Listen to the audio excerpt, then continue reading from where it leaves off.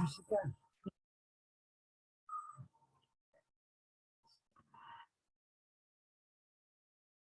You know, the Hellenic African Chamber, which was established 22 years ago, it has as a purpose to improve, to increase the contacts, economic contacts and business contacts between Greece and sub-Saharan African countries.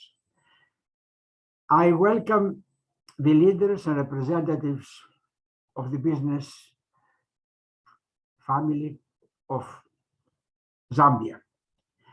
This is the second time that we have such a webinar. The first one was 1 year ago, November 2021. And its purpose was to have a general introduction of economic conditions and also as prospects and opportunities for business in Zambia. And we had at that time Mr. Chabuka Kavesha again, and we were delighted to have him again now, the president of the Chamber of Commerce of Zambia. Our chamber has the system of having first a general webinar, and this is after the pandemic hit us. It is the most easy way to communicate in order to present a country in a general way.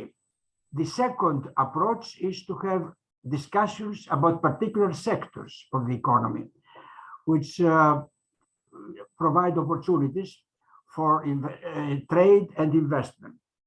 And the third step will be in the future a business mission. This is the second level of contacts with Zambia, and I'm delighted that we are talking with Zambians who I met many years ago, and I had the opportunity to have tea with President Kaunda, you imagine how many years ago, and also visit the Falls of Victoria. And that is probably the reason that we have proposed to discuss about prospects in the tourist sector, agriculture and tourism sector. There are two sectors which hopefully provide opportunities for trade and investment between Greece and Zambia.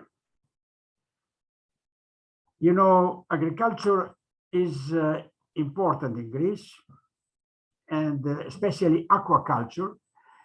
And aquaculture has been developing for last few decades in Greece, and we have a technology and know-how which we can share with friends from Zambia.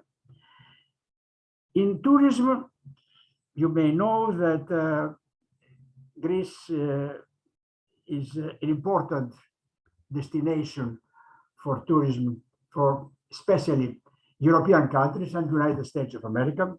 It provides almost 20% of GDP of the country. We had this year more than 30 million visitors, and we have acquired, the tourism industry has acquired a know-how and can share it also with businessmen who deal with this matter, either through services of consulting or joint ventures and so on. I don't want to take more of the time. I hope that this meeting will be really interesting for you and also productive.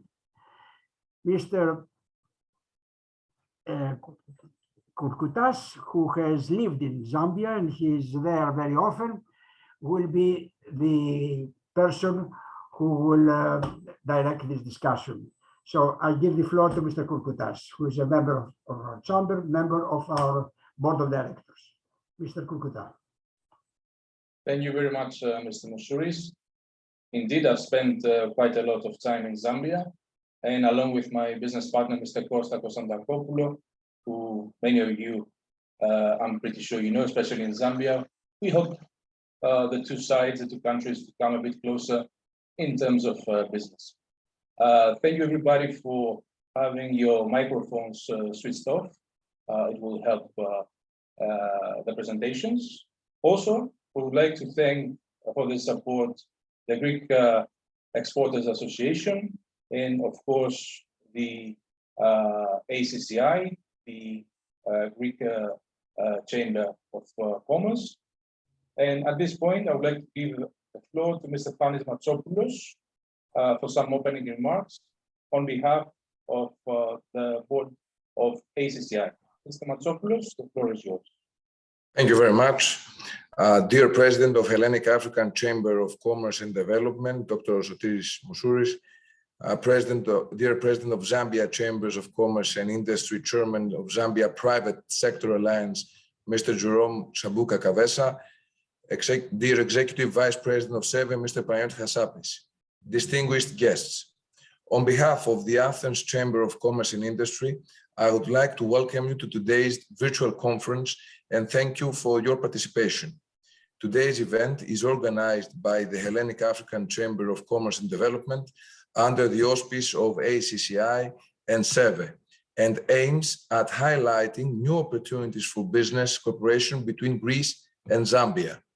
We, as a chamber, maintain excellent relations with the Hellenic African Chamber of Commerce and Development, and we all hope that this event will have positive results for both countries.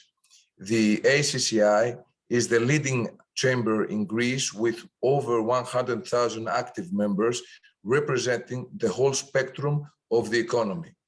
A principal concern of our chamber is to enhance the extrovert character of Greek companies. During all these years, we have contributed positively and dynamically towards this end by offering tangible proposals to Greek entrepreneurs, to the Greek government, in order to improve the business and the social environment. Concerning our economic relations with Zambia, the bilateral economic cooperation is obviously lagging the potential of our countries, with the volume of trade to be extremely low. However, there are many sectors, as the President mentioned earlier, such as the agriculture and tourism, that present interest for both of our parties. The expert speakers that follow will give more information on that, but I want to highlight the importance of timing. Today, countries that play a crucial role in the global community regarding the supply of food are facing problems. More specifically, the Black Sea area, which is a pure exporting grain belt, is under the pressure of the Russian-Ukrainian war, which increases uncertainty levels, especially after the back and forth steps of the Russian government regarding the grain export deal. On the other hand, Brazil, which is a key player for the global trade of grains, is suffering for domestic political issues which have caused disruptions to the transportation of coffee, soybeans, wheat, and fertilizers to the ports of the country, a fact that also increases uncertainty.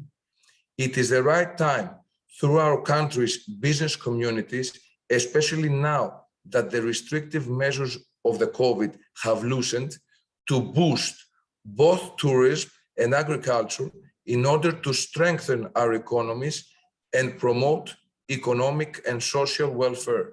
Ladies and gentlemen, our chamber, as the biggest chamber in Greece, will continue to support the effort of developing our bilateral economic relations towards the mutual benefit of our countries. Once again, I would like to thank you for the invitation and for the attention. Thank you very much, Mr. Matsopoulos, and thank you for your valuable input.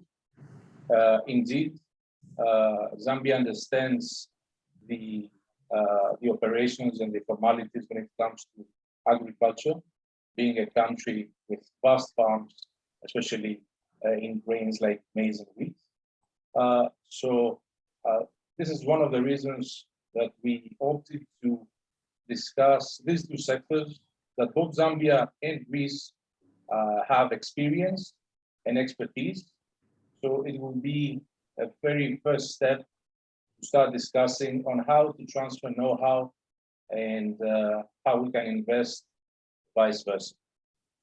Next, I would like to give the floor to Mr. Panagiotis Hassapis, the Executive Vice President of the Greek Exporters Association.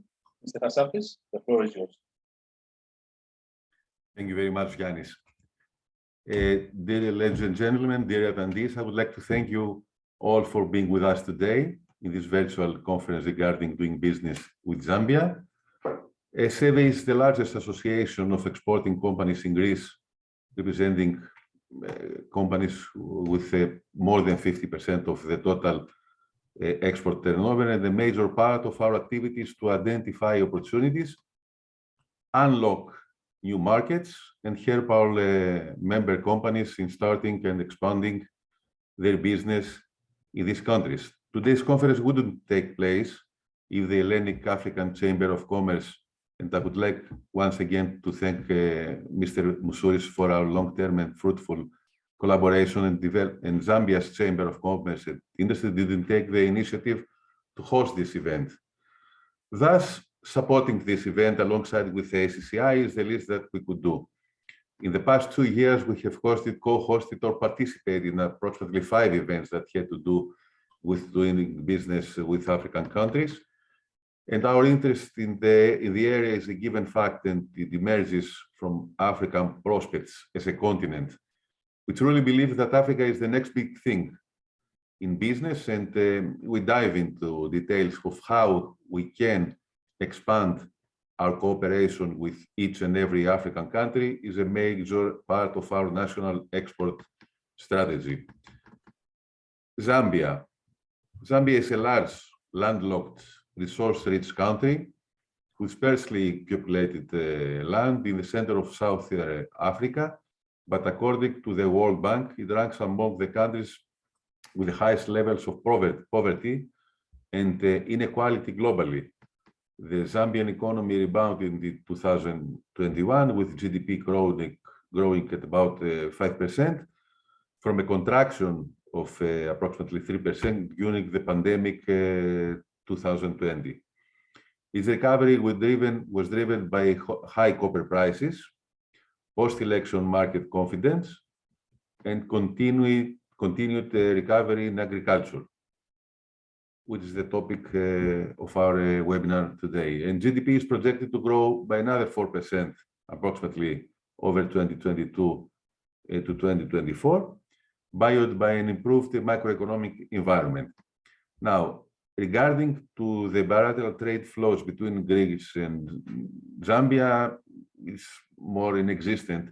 The total trade amounted approximately to 20 million euros in 2021, mostly due to the Zambian copper imported by Greece, worth the 18 of the 20 million euros. So 90% of this total bilateral trade was copper. On the contrary, Greek exports amounted to the ridiculous amount of 1.2 million euros in 2021. Main exporting categories, manufactured goods, chemicals, but the figures are without any sense. So we see the potential here. Zambia, on the other hand, in order to identify the potential, we have to know that Zambia's total world imports amounted to 6 billion euros in 2021, with main products being machinery, a share of 40%, mineral fuels and vehicles, fertilizers and plastics. And the main partners for Zambia imports were South Africa, 32% share, China, 13% share, United Arab Emirates, 11% share, India, and Congo. In addition, Zambia's imports of services amounted to 1 billion euros in 2020. So this data indicate that there is much more room for improvement in doing business with Zambia, and especially the agricultural sector, in which Greek companies possess great expertise, as President Moussouris stated before. Overall, Greek exports to Africa increased by 11% in the past 10 years, and 32% in Zambia specifically. However, the total amount of the bilateral trade is, as we stated before, insignificant compared to the cooperation prospects. Cooperation must be boosted in the context of mutual benefit. Africa's, and particularly Zambia's, prospects are huge, and this is why we are here, trying to find cooperation patterns, identify promising markets, and explore new opportunities. Therefore, I will look forward to hearing our prominent speakers, and I would like to thank you all for your attention and participation, and I hope also that this will be a fruitful session for everyone. Thank you very much.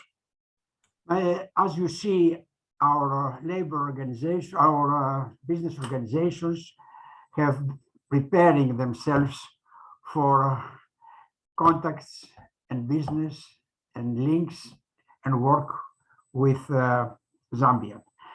You know, Mr.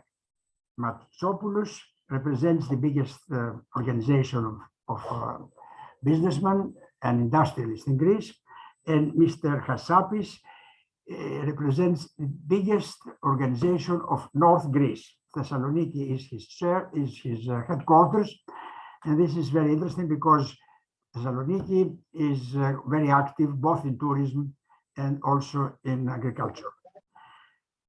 Mr. Kourkoutas, now we can hear our friends from Zambia.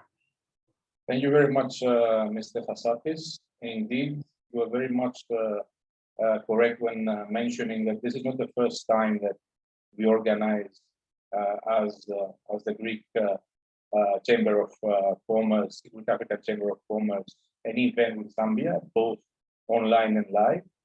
And of course, I would like to thank Mr. Jerome Chabuka Kawesa, the president of the Zambia Chambers of Commerce. We co-organized this event today. And this is not the first time. A couple of years ago, we had the business delegation live in Zambia with businessmen and officials, and also his team for accepting me a couple of months ago in order to start organizing this event in Lusaka. Also, Mr. Mousouris, the president of our chamber, Mr. Maniatakis, the secretary general, and of course the general manager of our chamber, Mrs. Zeni Zaharaki. Before starting with the main part of this event, I would like to encourage everybody to put their questions in the chat box so we can answer them later on in the Q&A section.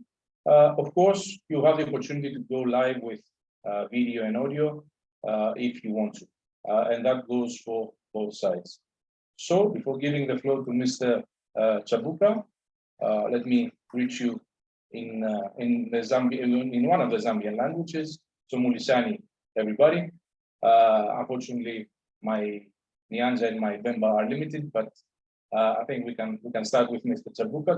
Mr. Chabuka, the floor is yours. You can start.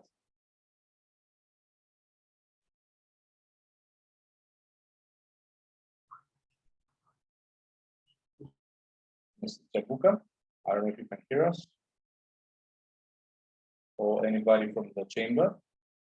Lucky.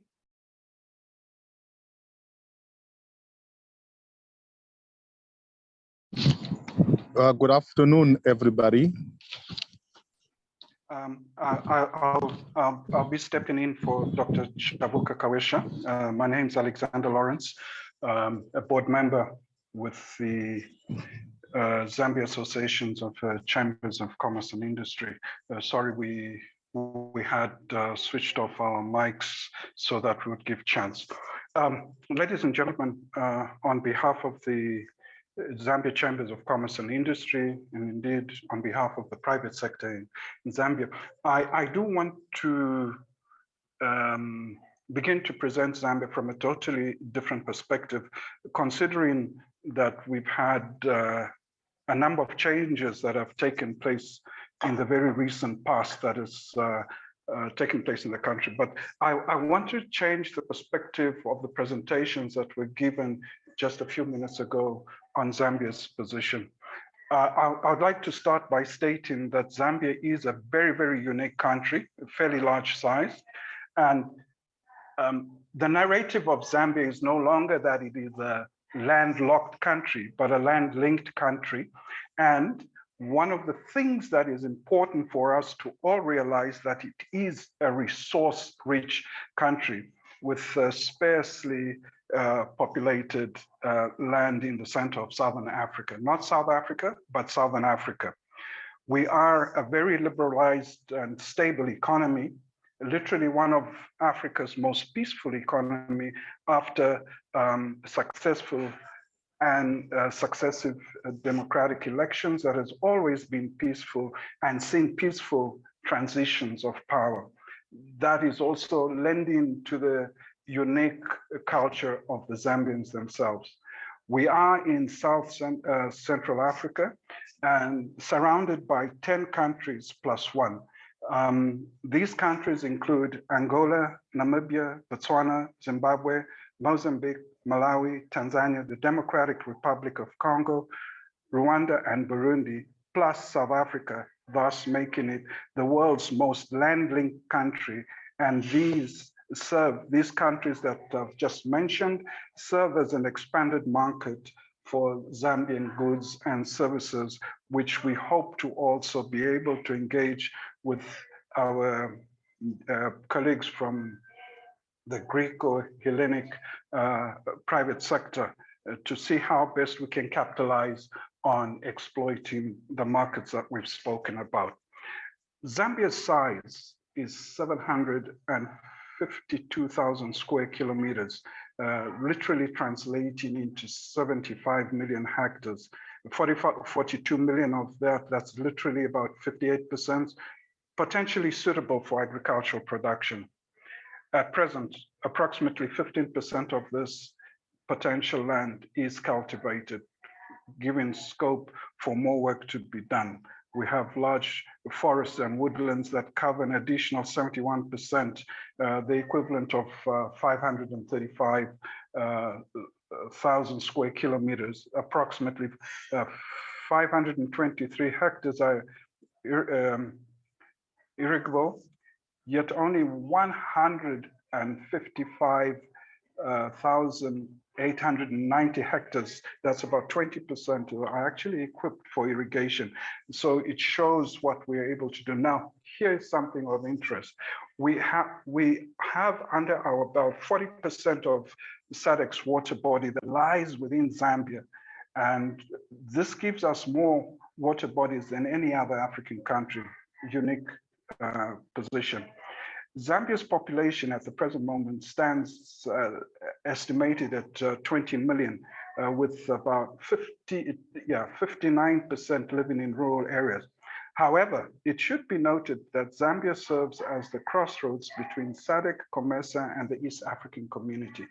I'd like you to get these figures because anybody doing business in Zambia at the present moment must have the focus that Zambia is sitting at the crossroads of a number of regional economic blocks that would serve as a greater extent for our markets.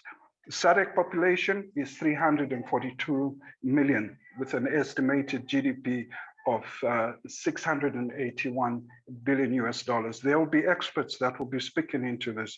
The COMESA population is 450 million with an estimated GDP of 500 and that's the COMESA, yes, 561 billion US dollars. Now the East African community has a population of 145 million, an estimated GDP of 147 billion.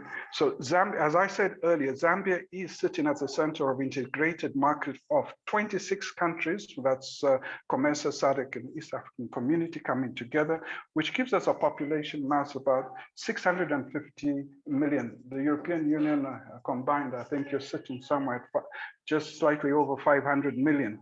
Now, our GDP within the region integrated is over 1.3 trillion US dollars.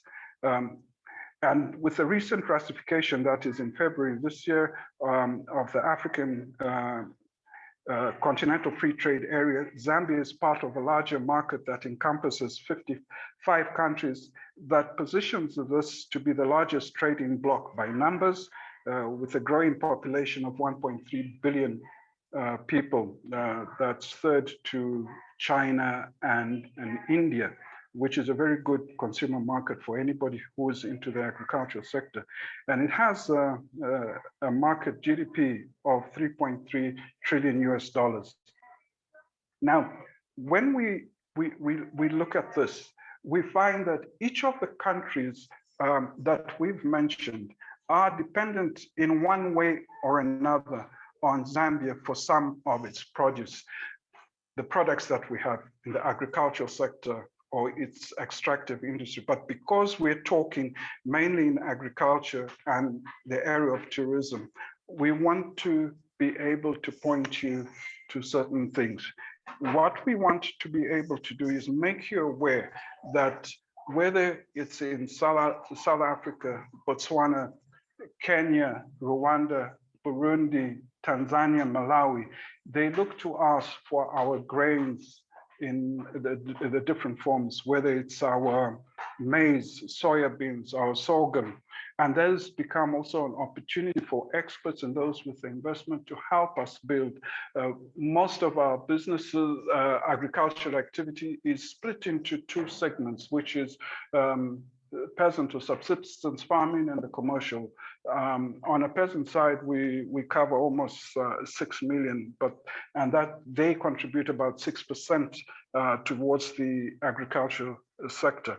So there is room for players to come in to begin looking at wheat, barley, sugar beans, peaches, tomatoes, cotton, which also you yourselves in Greece are experts at growing and feeding into the European Union. But apart from European Union, you have this regional market that we have of 26 countries, and then you've got a greater one plus adding to come up to the 55, a market size of 1.3 billion people who would need different goods and services born out of this place. So it gives you the opportunity to look at us from a different perspective. This is why in my earlier comment, I said Zambia is a unique country because of our position. Never consider us to be landlocked, but land-linked with the resource that everyone needs. And where we look for the growth opportunities is in value addition, the value chain being established from here to feed in to the rest of the region. Good opportunity for business on both sides of the spectrum, if we look at. So in that, we're looking at the aquacultural development, the livestock industry being developed, where we need livestock breeding centers to be established. But not only that, we need even the agrotechnic services to come, technical services where it begins to play a major role for us. What is of interest now is because of the fact that we realize what our position is, Mr. Director and ladies and gentlemen, we have seen even in the recent announcement of the budget and that Zambia is now taking advantage to establish in the 10 provinces of its countries, farming blocks, which will look at the agricultural development program, looking at the different regions. Like I said, we're directly surrounded by 10 countries plus one, and you find that there are farming blocks which will be looking at the needs. Each one of the countries around us are being affected by climate change. Zambia has experienced a bit of it, but the extent we've been blessed with the extent being more manageable than the other countries. We also looking there now at agro-processing as well. That's where we say the complete value chain to be established. And that becomes very important. So this conference will begin to serve not only as a platform for building the network, but has the exclusive feature of matchmaking for participants that will benefit from the businesses that will be presented, especially those from the agricultural sector. Even when we look at the element of tourism, most people will just speak of, and I heard earlier the comment being spoken about Victoria Falls, but there is a lot more, whether you look in the east, west, north, or south, in terms of the tourism industry. And it is, despite the age of the country at 50, 58 years old, but we look at our tourism still in the infancy stage, and it is there to be developed. We have hotel bed space shortages. We're becoming a major center now for trade and investment. And so there's a lot of conferences taking place. We expect that we would get investment in that area to build more bed space. We've got our lodges, our national parks. We've got the most pristine water bodies that you'll find. We've got the right climate and atmosphere for the development of the tourist industry. So the two go hand in glove, because as you develop in the tourism industry, the agriculture sector feeds into that, because what do people eat? They have to eat what we are growing, and that has to be processed and developed here in the country. I do want to thank you for the attention that you've given, and we wish the conference the very best. Thank you. Thank you very much, Mr. Lawrence. You mentioned quite important facts that our audience, I'm pretty sure, found interesting. Let me add that indeed, Zambia is the crossroad of countries in Sub-Saharan Africa, and it is one of the most stable politically, economically, socially, and it has some of the most welcoming people in the world, and especially in Africa. And I'm comparing with another 20 countries that I have experience in Africa. So we need to spread the message that anybody who hasn't gone there already or who hasn't touched Zambia is a very good start. It is very easy to start doing business, and that's why we're here today, to promote synergies and cooperation between Zambian and Greek companies. Let us continue with Mr. Albert Halwampa, Acting Director General of Zambia Development Agency, ZDA. Mr. Halwampa, the floor is yours.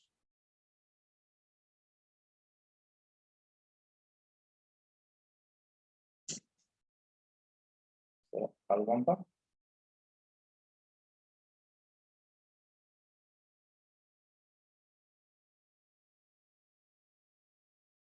I don't know if Mr. Halwampa is with us or anybody else from ZTA. Otherwise, I would like to ask Zaki to brief us.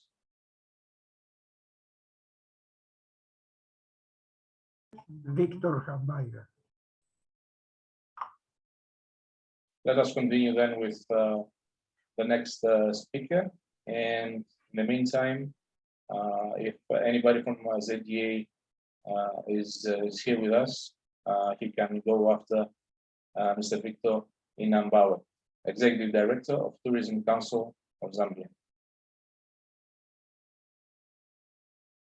Mr. Inambawe, are you with us?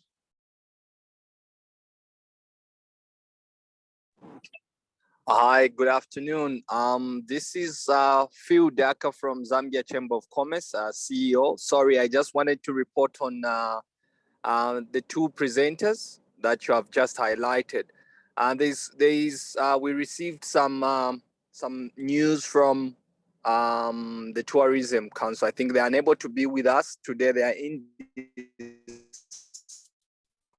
indisposed because currently, even us, we're just coming out of the meeting. We have a scoping meeting on the Africa Continental Free Trade with the Africa Development Bank of Zambia and certain key government officials. So I'm sure it's their turn now. More reason, Mr. Halwampa probably, and the Tourism Council are not on the call. Maybe we can skip to the next item on the program whilst we try to see if there could be a representative from their end to fill in and give the presentations.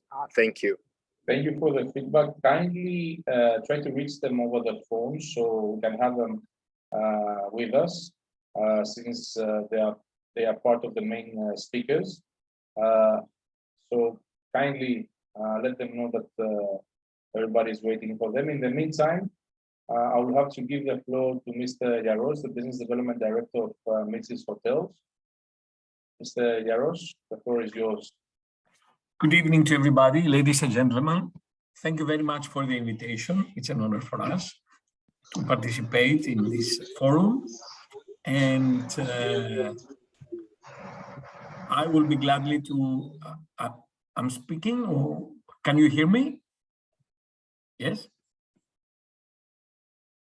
Yes, we can. Okay, perfect. And I would like to present to you few things about the tourism in Greece. Allow me to share my screen with you.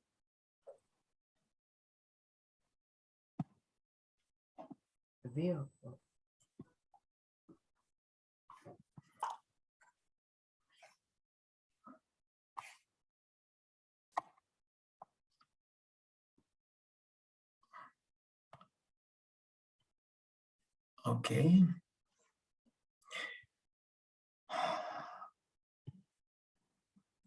Excuse me. Yes. Okay, a few things about Greece. Probably some facts that it's not known very well. Greece is made up of 1,000 of islands. It's more than 6 islands in Greece, and only 200 of them being inhabited. Greece has 18 UNESCO World Heritage sites, which it's spread all over Greece. 80% of Greece is made up of mountains. We all think of Greece as a seaside place with picturesque sandy beaches and blue oceans, but the majority of the country is mountains and is the most mountainous countries in Europe. Greece is surrounded by the water, and the more far distance that you can find the water is 137 kilometers. Greece has a great diversity of wildlife. Just to mention that there are more than 240 bird species living in our country. The tourists who visit Greece every year are 3 times the Greek population. This year we will over exceed the 35 million tourists in Greece.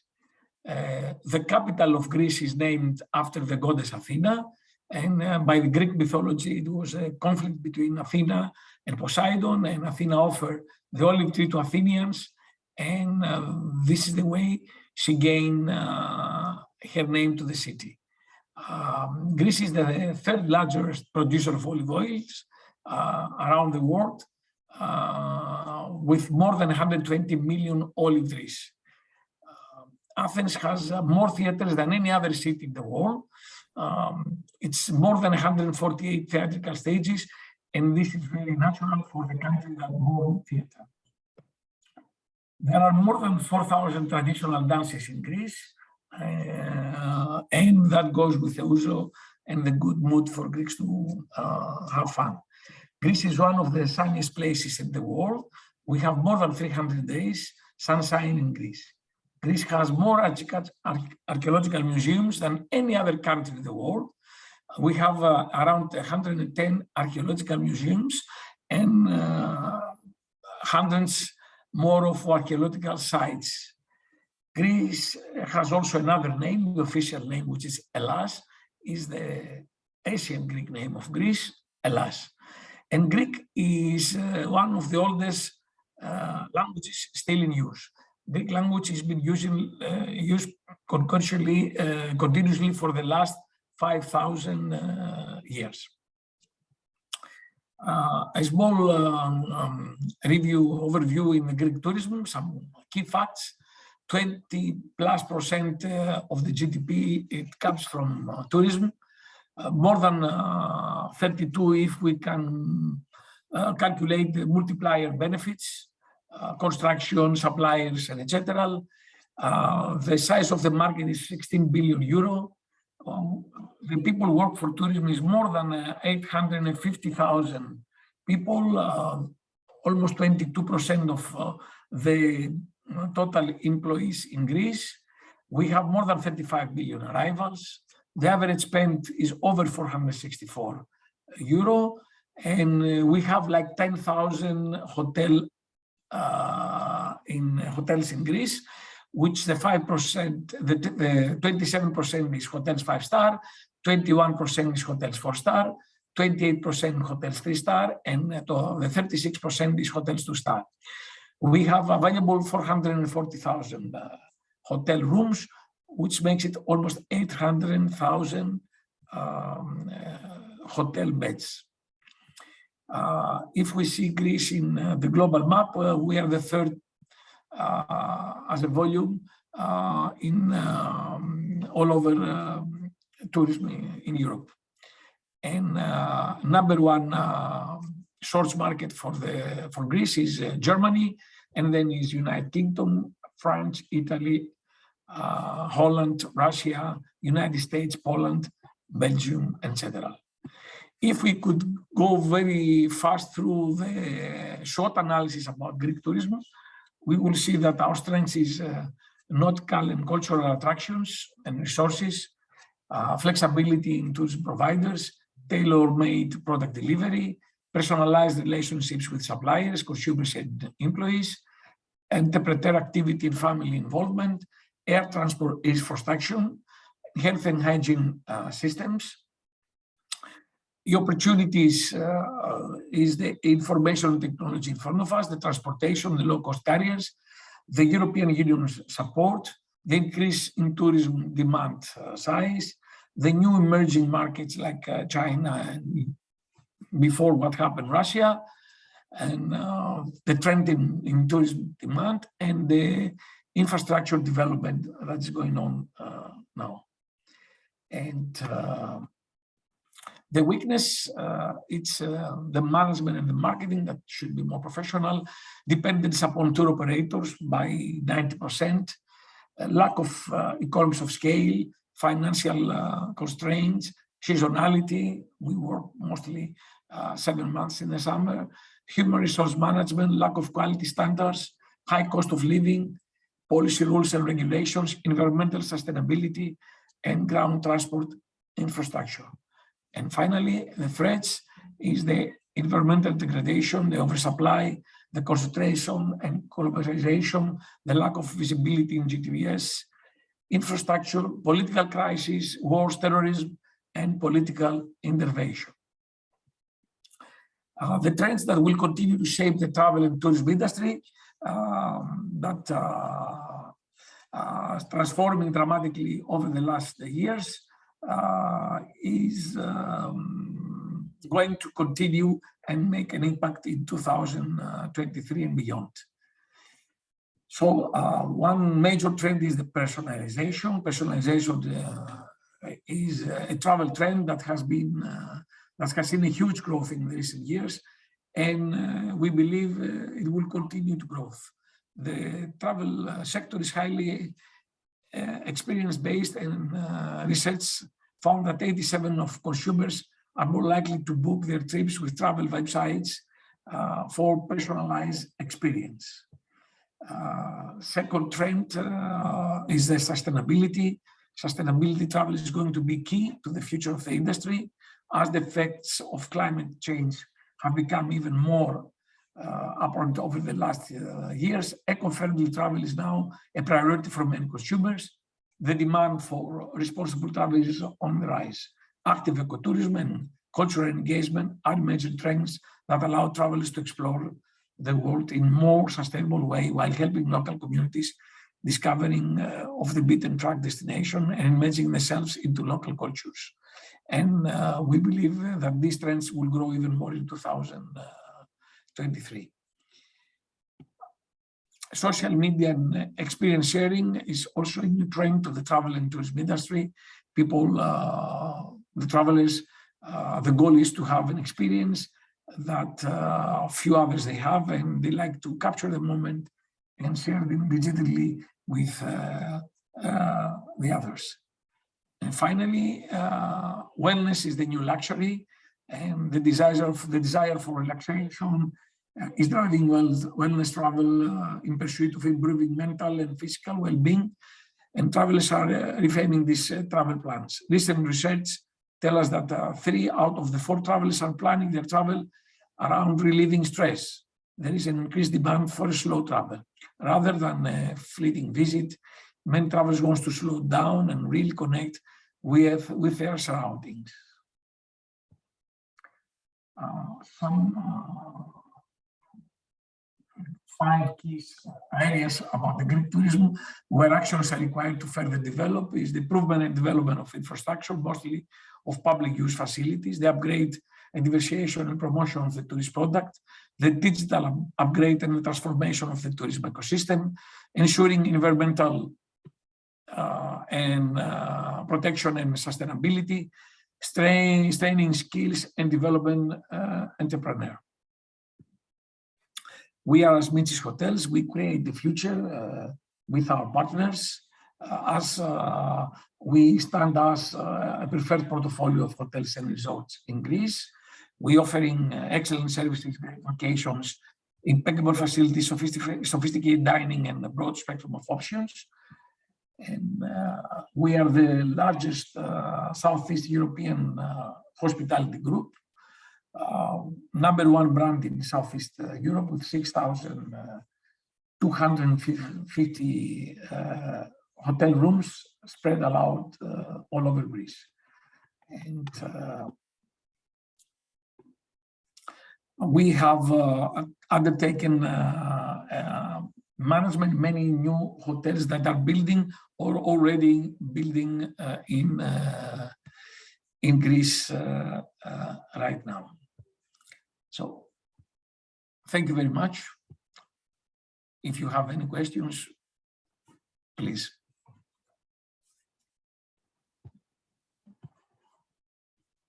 Thank you very much, Mr. Yaros. I'm trying to leave the presentation. Excuse me.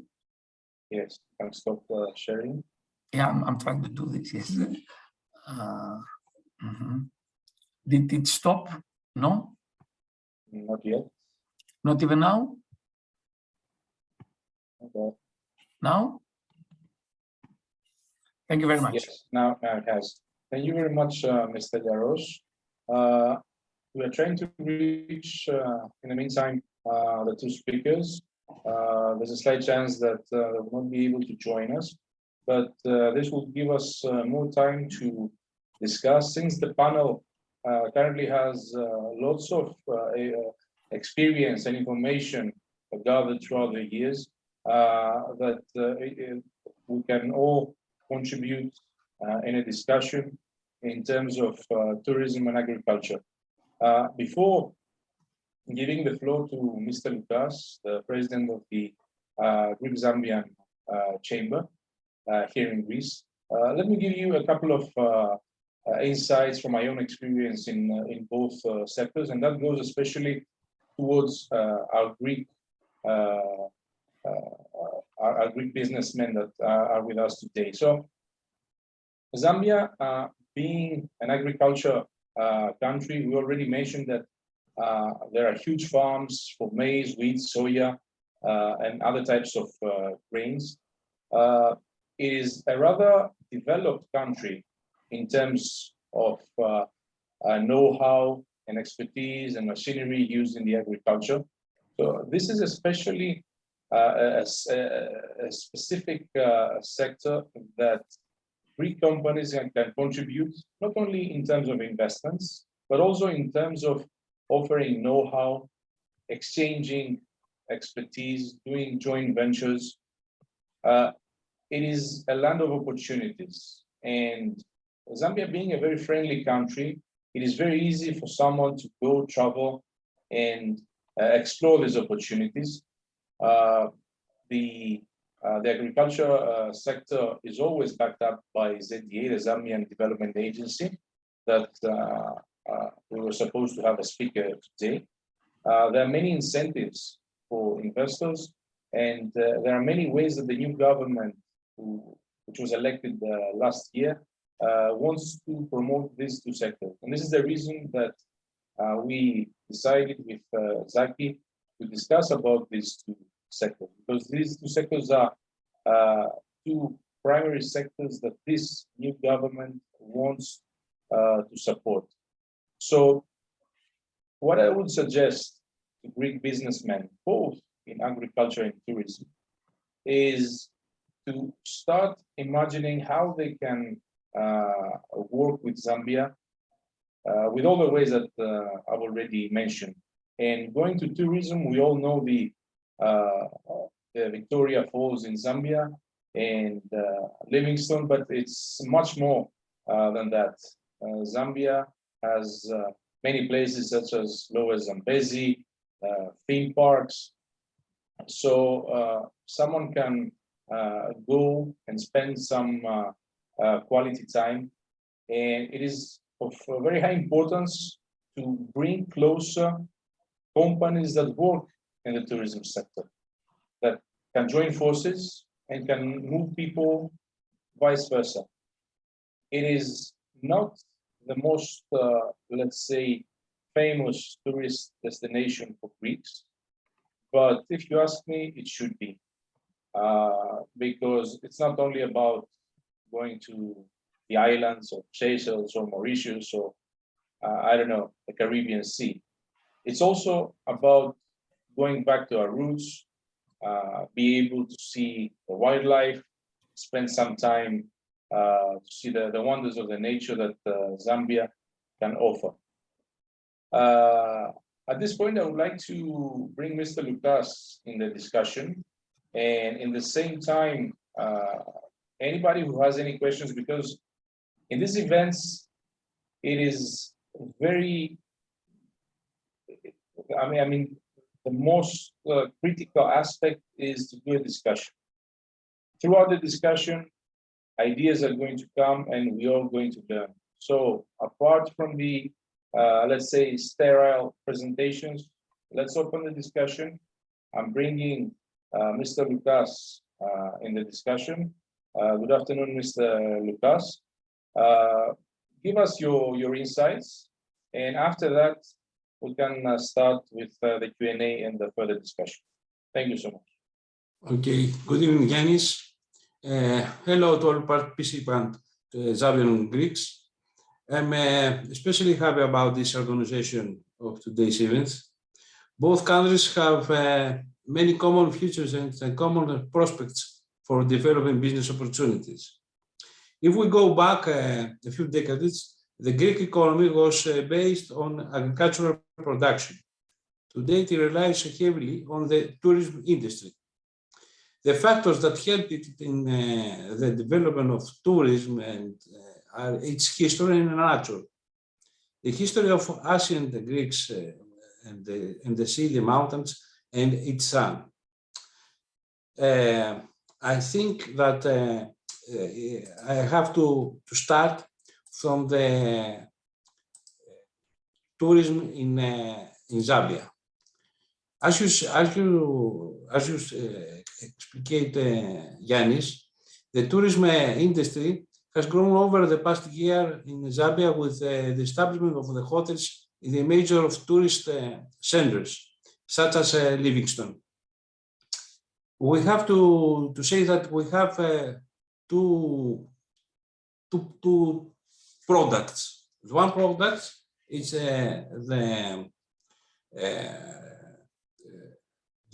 hotels in the tourism area like Livingstone, and the other are the business hotels. Here today in Lusaka and in other countries, we have many new hotels. And as we can see, we have international chains of hotels in Lusaka. If you have visited Zambia before 10 or 12 years, you can see that not so many hotels in Lusaka. It was really difficult to find hotels with international rooms, as we can see. I think that it's very important now to explain how the Zambian tourism can go on.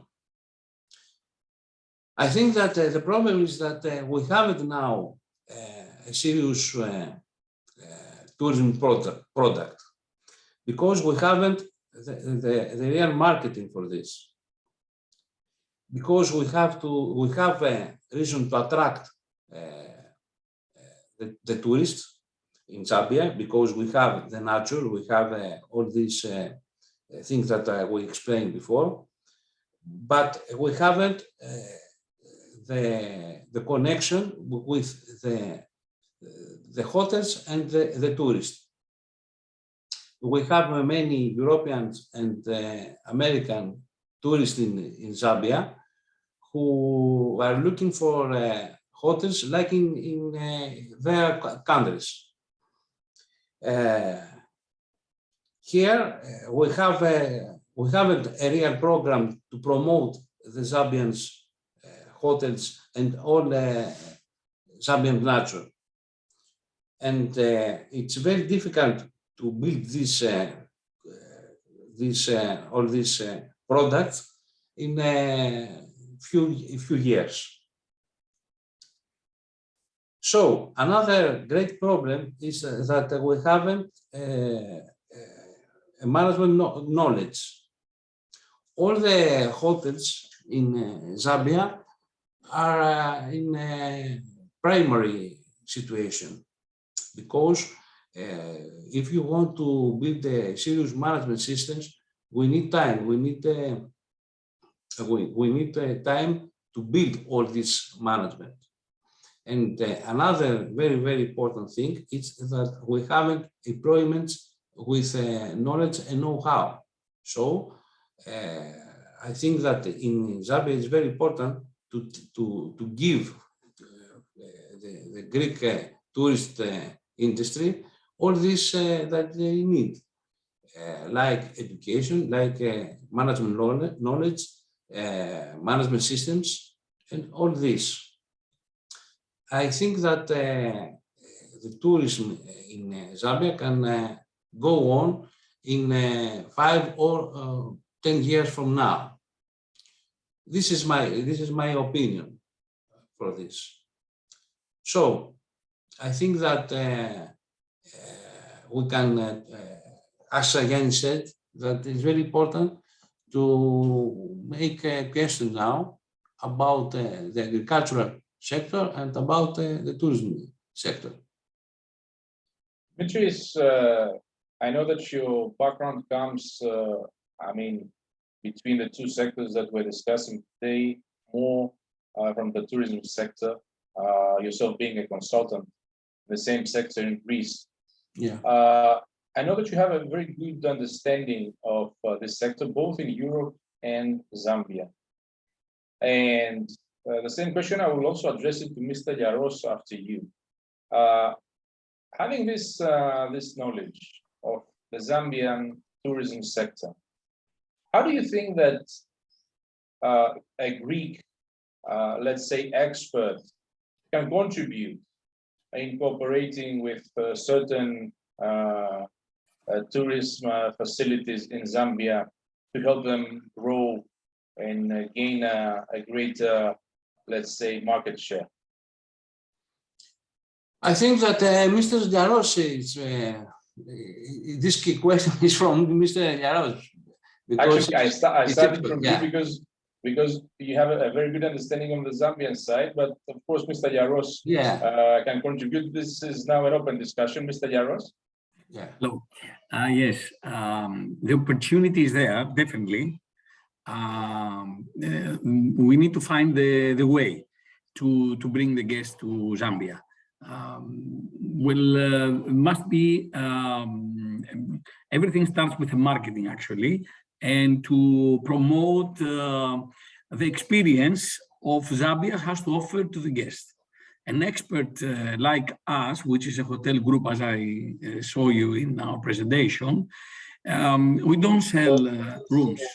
We don't sell rooms or restaurants. What we sell to our guests are experiences. And in Zambia, there are lots of experiences for the guests to come there. So a hotel expert needs the opportunity to build a property that can offer to the guests the amenities and the ambiance they are used to on their holidays, combined with the experiences that the country has to provide. So there has to be an assistant from Zambia to whoever wants to deploy business in Zambia concerning the tourism, to create the infrastructure, the hotels, the offering, and to combine them with the experiences they can provide there, apart, as I said, the room and the food. I understand that you are more, let's say, interested in how companies from both sides can cooperate in moving tourists from one way to the other, which of course is a very vital thing. Actually, my question was more towards on how companies can cooperate in terms of making the facilities and the operations of the sector better in order to attract and then do the marketing. Yes, to construct a hotel and employ it, to put people to work there, it's an issue that the know-how is there. I'm sure that Zambia will provide the workforce, which under our training and our know-how will operate the hotel with the assistance of us and some middle management or high management positions. Although for a hotelier to come to Zambia, there must be some motivation because it's a virgin market. It's not a mature market. So it's like a kind of greenfield. So they will need that. What about an expert or an experienced group like yours? How it could maybe contribute in making not only, I mean, not creating and building new hotels, but rather helping the Zambian hotels and lodges, etc., to handle better the customer support, the operations, the IT, in order to bring them at a higher level. And that, of course, can lead to possible synergies and investments. Yes. It's not one person game or two persons, it's a team game. And in this team, everybody should contribute. Companies like us with our know-how and the clientele, because, for example, in our company, we have 150,000 members that they travel within our hotels. So the clientele is there. It needs, although, that we present them a product that will occur their wish to come and experience this.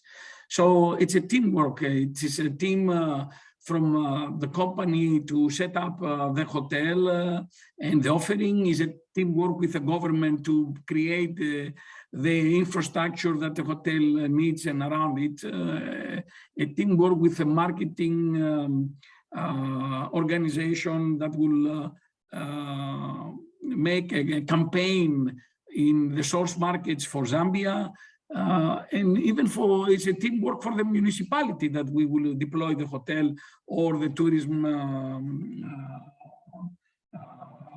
infrastructure, because they're key part also of the success. A tourist cannot come and be locked in the hotel premises. We've seen this example and it's not working. They're not connected with the country. The tourist must connect with the culture and the people that they are visiting in order this to multiply in the future. So it's a crucial coordination of all participants to provide, as we say, a good product to the client. Still, tourism is a product. We should see it like this. It's a product that clients should decide among other thousands of products to purchase it or not. So we have to give them the reasons to buy this product. And you have the beauty, you have the new unexplored area there in Zambia. Then you need good hotels and good services, good airports, of course, and infrastructure. Mr. Yaros, there's a question for you in the chat box. Mr. Palale asks if you've ever worked with startups as a hotel group. I can't understand the startups in our business. If it can be more clear, the question. Yeah, I'm pretty sure he asks if there's a startup in the tourism sector in Zambia, if you've ever worked or you're willing to contribute towards the growth of a startup in the same sector in Zambia. This is the way I understand it. We are here to explore opportunities, and we are open to any discussions that can bring us there and support with our know-how and with our brand the development. I see. I think someone has raised a hand. Mr. Mukumbi Kafuta, you can switch on your mic and your camera if you want. Good afternoon, ladies and gentlemen. I hope everyone is doing fine. Thank you so much for this opportunity that you have given me to actually speak at this time.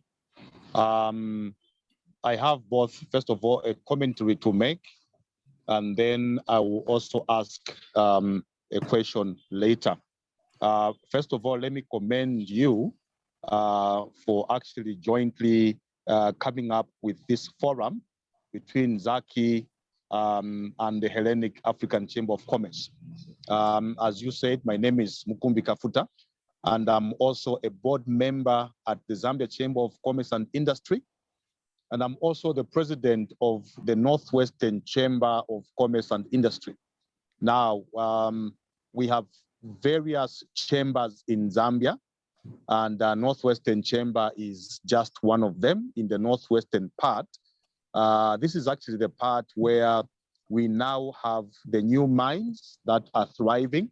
The mines are doing very well, but I think our region is actually one of the least in terms of agriculture as well as tourism. So this forum is actually very, very important, because I do understand that one of the reasons why we are having this forum is to expose our colleagues, our counterparts from Greece to some of the opportunities that we have here in Zambia. I must commend you for organizing this meeting and for giving us a very good overview. And let me take particular also mention to the representative of the Zambia Chamber of Commerce and Industries President's representation, who is Mr. Alexander Lawrence, who actually gave a very, very good overview about Zambia, you know, the landscape, the climate, Zambia being land-linked. I think he explained everything. It's unfortunate that we couldn't have our officials from the Zambia Development Agency, but I believe that Mr. Lawrence touched on a lot of key areas that would have also been touched by the Zambia Development Agency, but I know that they would have gone deeper, especially when it comes to aspects to do with the incentives in terms of investment that are being given to investors, especially foreign investors that we are trying to also attract into our country. Now, talking about agriculture in the northwestern part of Zambia, and I do believe that some of my counterparts who are in the House may also talk about the regions that they are representing, but northwestern province has abundant rainfall. We have the earliest rains in the country. We have the largest rainfall. just like northern province, the northern part of Zambia. So northwestern province has abundant rainfall. We have a small population with vast land, with vast water bodies that never dry up. So we are very suitable for agriculture. But the reason why we are not an agricultural force yet is because of one of the reasons that my colleague, Mr. Lawrence, mentioned, that we are mostly into subsistence farming. We have very, very little commercial farming in the province, but we have a lot of potential and opportunities in the northwestern part of Zambia. So therefore, this is actually an opportunity for our counterparts to actually team up with us.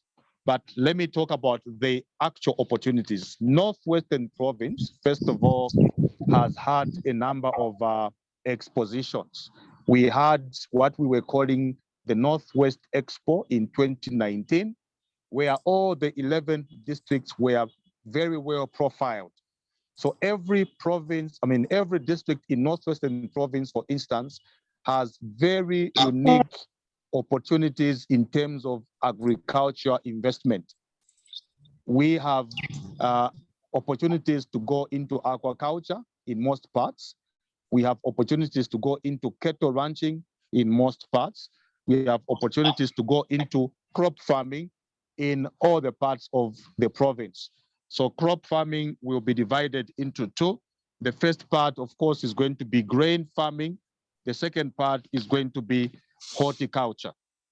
Grain is mostly consisted of maize farming because of the ready market, and the small scale farmers are able to participate in that value chain because of the ready market that is provided by the millers, as well as the Food Reserve Agency, which is a government program providing ready market for farmers. So farmers are attracted in that space automatically.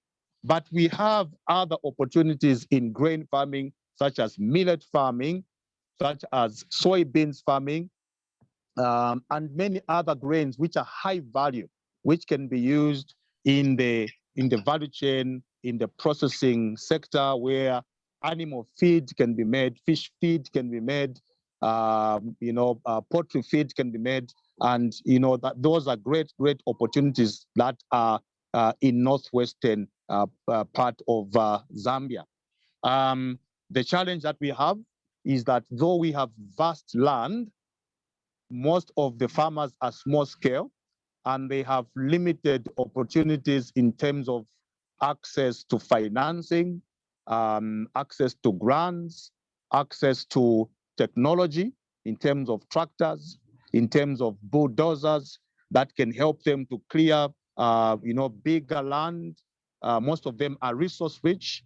Most of the small scale farmers that we call poor may have even up to maybe 1,000 hectares, as family land, but they would only be cultivating, if they are doing well at their standard, they will be doing 5 hectares and below, meaning that we still have vast opportunities in the agriculture sector. Extension services are also required, like Mr. Lawrence mentioned. We have a few extension services from the government, but they're not adequate, and more private sector companies are coming on board.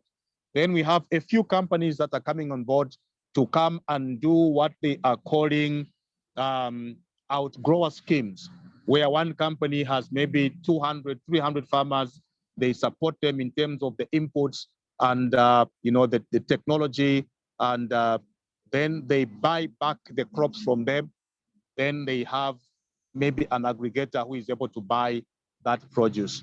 And those are some of the models that are currently coming on board. They are working, but we still have a long way to go to make agriculture to become one of the mainstays of the economy, where it can actually compete at the level of mining. So we have an opportunity in that area. We have another opportunity in the aquaculture sector, as I said, and also in the horticulture sector, in the production of fruits and vegetables.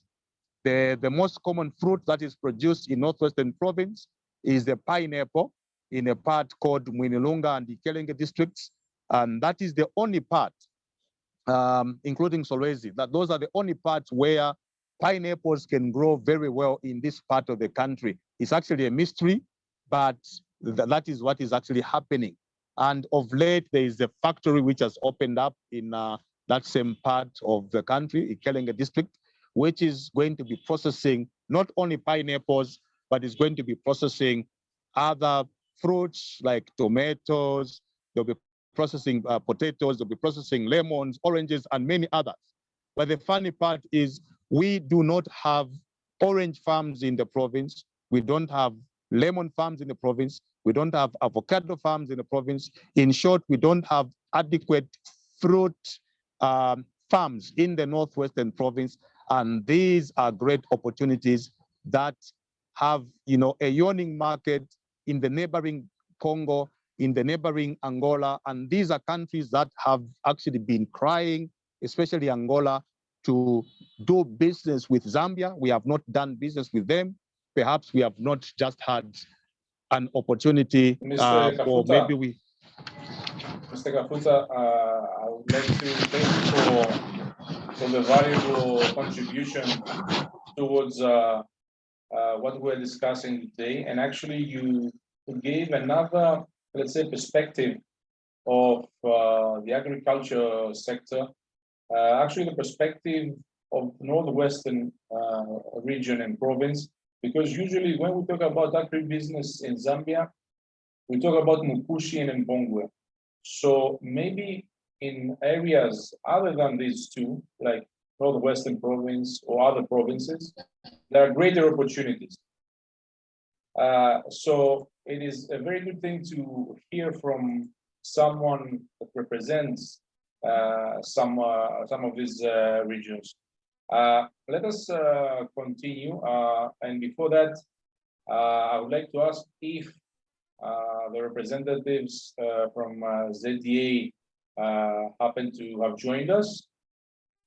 Otherwise, I would like to encourage our audience to start with some questions that they may have concerning the two sectors that we are discussing, or for the Zambian country in general. Feel free.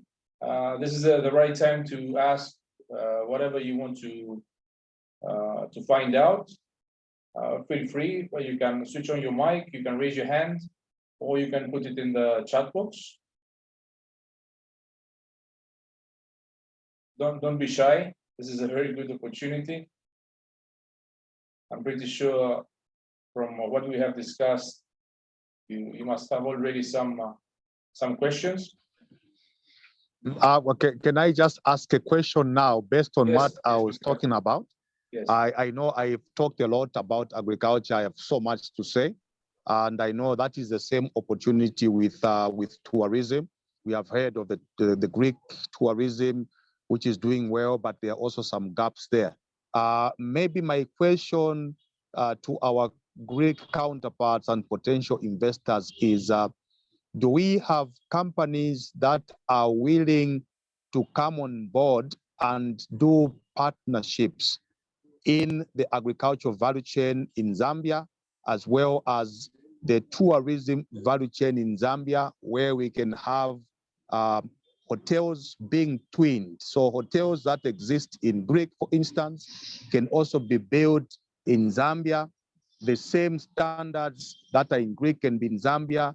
We can have a common platform of maybe advertising globally, and we can have maybe the same traffic that travels to Zambia for certain experiences can also come to Greek. Do we have companies that are willing to come and do joint ventures and partnerships with Zambian investors? Thank you so much. As I mentioned, feel free to answer Mr. Gafuta's question by just switching on your microphone. If I can answer Mr. Gafuta, I'm pretty sure today we have certain companies that are willing to start exploring the environment. Unfortunately, they're being a bit shy. Let me allow Mr. Palale and then Mr. Hari to just briefly comment. Mr. Palale. Thank you very much. It's actually Mrs. Kalale. Sorry, apologies. It's all right. It's appreciated. I'd wanted to clarify. I asked the question, are there companies out there, especially in the tourism sector, that are willing to work with startups? And the reason why I asked that is obviously a startup is different from an SME, different from a company that is looking to scale up. They have different experiences. And so I asked about specifically the tourism industry, the presentation on the hotel, the background on Greece, the data, you know, on the tourists that come in, what they come in for, times of the years that they come in. That data exists in certain quantities here in Zambia, and it's an area that is still developing. So I was referring to a startup because then we'll be starting from scratch, market research, and then setting up. Is the hotel specifically that made the presentation willing to work with a company to guide that will be starting up? I suppose it's the type of collaboration that Mr. Kafuta has alluded to. Thank you. Thank you very much for the contribution. Actually, I'm happy that I got the question right from the chat box. Since nobody is willing to go forward and speak, I suggest you can write your details in the chat box, so whoever is interested can get in touch with you at a later stage. So I don't know if Mr. Harry, who wants to add something, is with us. Mr. Harry, I see you're outside, maybe in a farm. Mr. Harry, we cannot hear you. Unfortunately, I'm notified that the two speakers would be able to join us for different reasons. One because of internet connectivity issues, and the other one because of that big event that we were informed before. Again, this is the right time before concluding. If anybody wants to ask anything, in the meantime, I would like to just mention that Greek companies should not be afraid to seize this opportunity. Get in touch with the people that have participated today.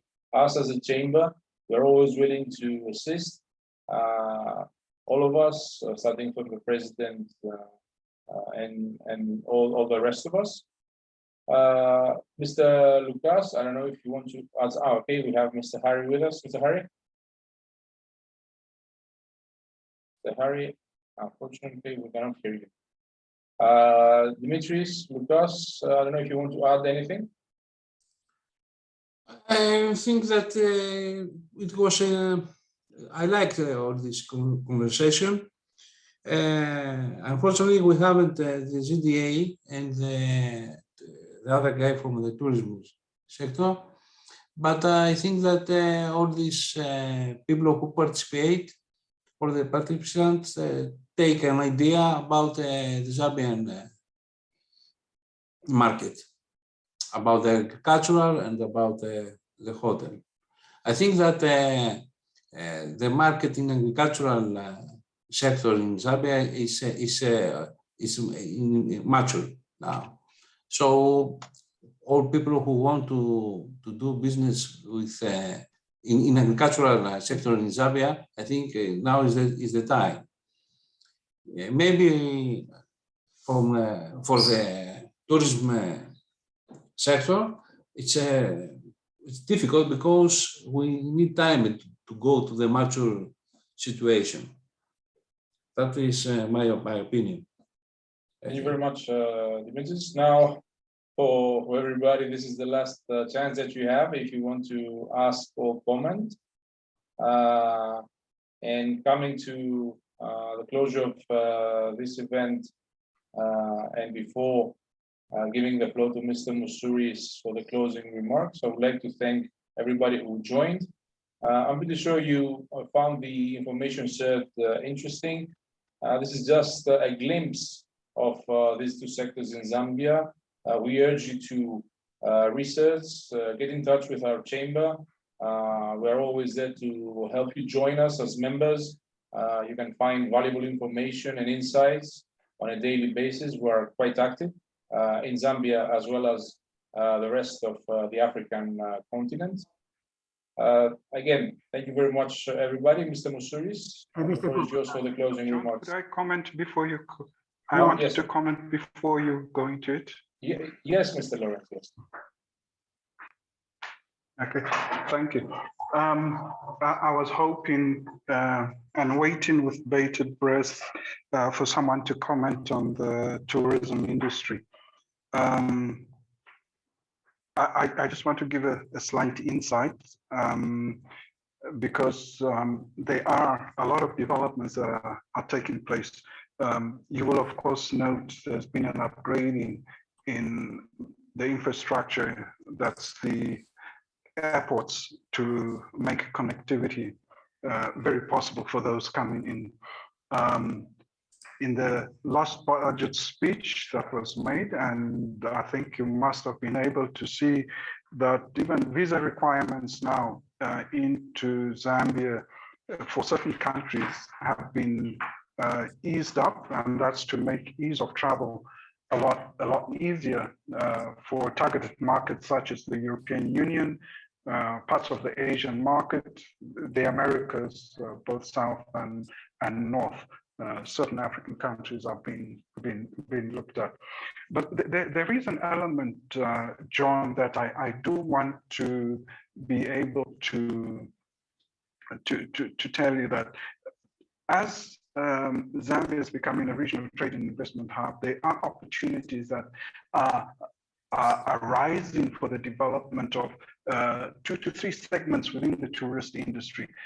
One is leisure tourism, which is the general one, which the presentations of our hotels and things have been given. The other is what we're calling now business tourism, and under business tourism, we have MICE, which is your meetings and conferences and exhibitions, which is now becoming a much better thing for us to take part in. And all this is being enabled with the recent roads development infrastructure that is access to the different parts. If I start from the north, which is the northern segment of the country, which is Kasaba Bay, bordering Lake Tanganyika, that is a wonderful place for the development of tourism. We need hotels, we need a golf course there. You know, there's a lot of opportunities for investment there. Now, the beauty about Lake Tanganyika in itself is that it has well over 350 different species of freshwater fish. A very good place for scuba diving for the scuba diver enthusiasts. And that is beautiful because that's an area that is bordering Tanzania, Burundi, Rwanda, and the Democratic Republic of Congo. With Kasaba Bay, there's a link to Ndole Bay as well. And these two linking also to what's called the Nsumbu National Park. We have over, I think, 30 to 40 different game parks and game management areas. But the beauty about these areas is they are linked. Someone talked about the weather conditions. One of the best semi-European weather conditions that you'll find, particularly in the Mbala area. But let me just talk about Nsumbu going down southwards, which would link into the Luangwa area, part of the Rift Valley. A large species of wildlife can be found in that area that leads down to the lower Zambezi, and which is the convergence of Mozambique, Zimbabwe, Zambia itself. Very beautiful, and I think it's one of the most attractive areas that people try to look at going to. And there's the opportunity for hotel groups and different lodges for different types of investment to come into there. You also get the largest movement of wildebeest in the whole world. People just talk of my in East Africa, but here you've got this awesome thing that takes place sometime during the year. Going back there, we've got the Bangwalelu area, which is also somehow linked to Zambia, but that area also has a very good wetland, which is an attraction for one of the world's largest areas of for bird enthusiasts. That takes, and then you've got the different water bodies, the Chishimba Falls and so on, which are beautiful, and the Kalambo Falls, which are beautiful areas for investment that we talk about. We go to the western part, which is where you get the Sioma Falls and all. Now, those begin to show you how beautiful Zambia can be, attracting the right kind of investment. We did not seriously look at the impact that the tourism industry would have, but now there's a robust decision that has been taken, efforts being made to improve that, to attract and work at partnerships. That's why there's a reach out for Triple P programs to begin looking at. And so you have this opportunity for the tourism industry to really come out and be part of what you're trying to do, part of the new development programs and processes that are taking place in Zambia. There's a lot more. It's just, unfortunately, I think we're constrained for time, but I would like to have been able to give you an insight to, and that would give a greater sight. But the opportunities are huge and they're vast, and it's for both startups and the experience to take advantage of. I submit. So thank you so much. Thank you very much, Mr. Lawrence, for the extra information. And before giving the floor to Mr. Mousouris, I would like to mention that tourism in Zambia is not only Livingstone. Actually, Lake Tanganyika is going to be transformed in the next years, and I have a personal experience there. Soon Bumbala are going to change dramatically. So whoever looks at Zambia should look Zambia as a whole in all sectors. Thank you, Mr. Lawrence, and I fully share his concerns that we have too much still to talk about tourism and about agriculture. And the country of copper, sure, needs some canning of agricultural products, and I think this is an area which should be discussed. Also, the freshwater fish reminded me of aquaculture. Zambia has also rivers and lakes, and Greece has enormous experience on fish cultivation, and also the byproducts of fish. I want to stress that our chamber is a chamber of commerce and development. So we have to also touch upon certain matters that have to do with development. And I want to ask Mr. Yaros regarding tourism, whether you are thinking also of backward and forward linkages of tourism. When I say backward, I mean suppliers of what an hotel needs. And the forward links is travel, sightseeing, environment, safaris, and so on and so forth. Do you see these areas important also? Do you see green energy related to hotels? It's something that one can consider regarding Zambia, either as an advisor, a consultant, to give know-how, as you said, or in a joint venture. I want also to stress that our chamber is also a member of the European Business Council for Africa, which is an organization based in Brussels, where all the chambers of Europe which deal with Africa are members. And we have there very close contacts with the European Union, European Commission, and where the conduit of concerns, proposals, and fears and things that we can propose to the European Union to help the private sector regarding trade and investment in Africa. This is a reminder of what the chamber can offer. And this discussion today may not have been full as we wanted it, because apparently there were some some problems with membership, the participation, but we heard Mr. Lawrence, Mr. Kafuta, and others, and we appreciate their concern and their interest in having more contacts and more cooperation with Greece, because after all, Greece is a small country of 10, 11 millions, and Zambia has 20. We don't have 9 neighbors.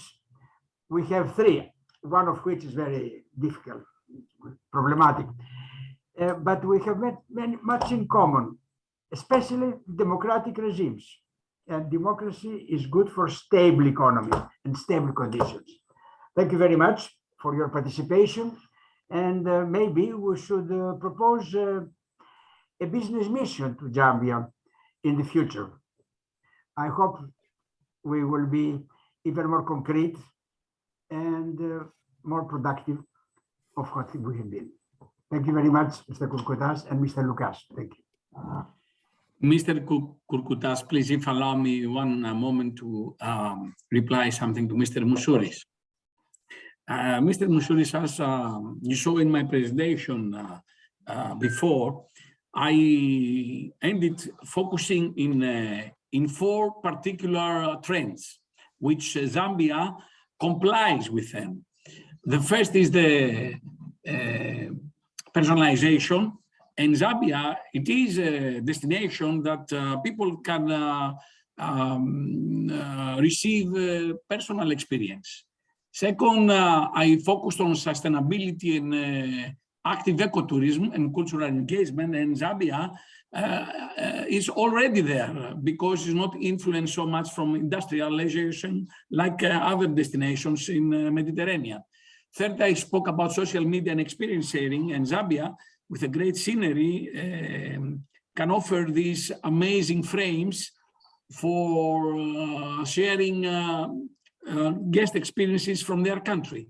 And finally, I spoke about wellness, which is the new luxury, and Zambia is also filling up this trend for the future.